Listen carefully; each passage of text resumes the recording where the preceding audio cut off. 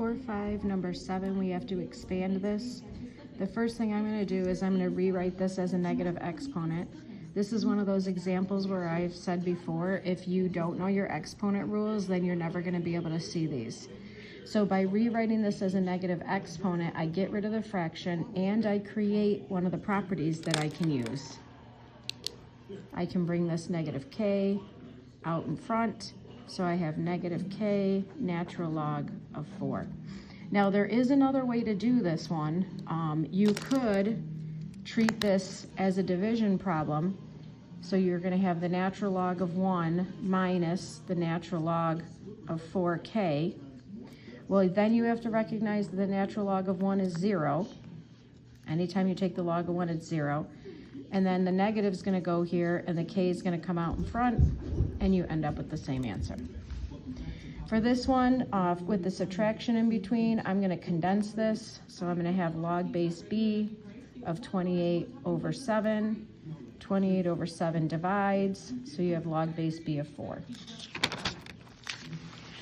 Up here with this one, same thing with the fraction. So we're going to get rid of the fraction. This has nothing to do with logs. It only has to do with exponent properties. So we're going to rewrite 1/7 as 7 to the negative 1.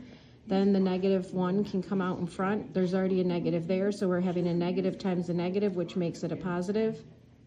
And we end up with log base b of 7. This one right here is way more challenging than anything you're going to see on the test, so I'm not going to waste your time with that one. This one right here is a good one.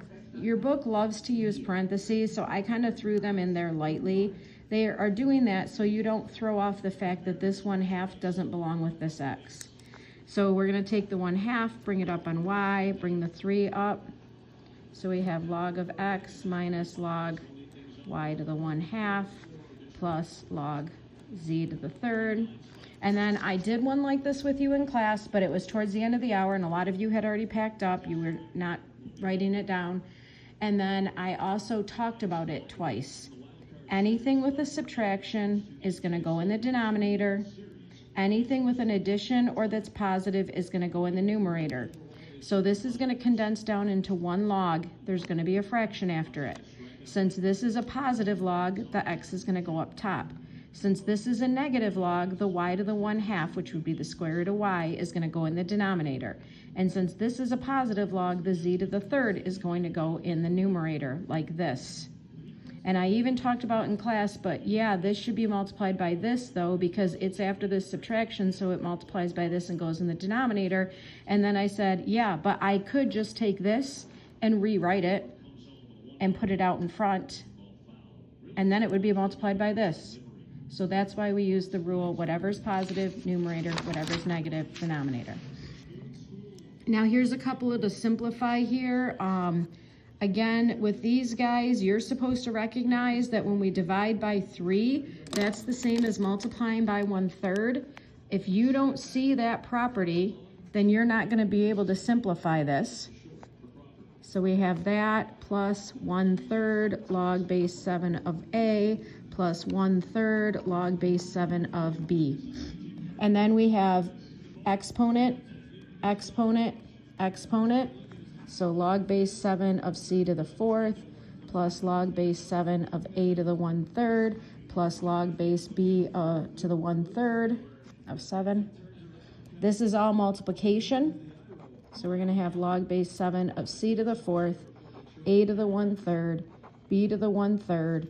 And I'm going to guess, although I never check my answers in the back to verify this, since these are both raised to the same power, they probably wrote that under the same radical, like this.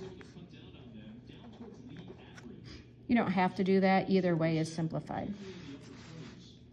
All right, for this one, what you need to see here, easiest thing to see here, is the fact that this guy is an exponent, so he would go up on there. And then this would become log base 8, 4 to the 3rd. Well, 4 to the 3rd is 64. So you have log base 8, 64 over log base 8 of 64. That's all 1. Over here, you have 8 to what power is 2? 8 to what power is 2? So we're taking a root. A square root of 8 is 2? No. A cube root of 8 is 2? Yes. So this part right here becomes 1/3, because this exponent would be 8 to the 1/3 power is 2. And then you're multiplying that by 6. A third times 6 is 2. 2 plus 1 is 3.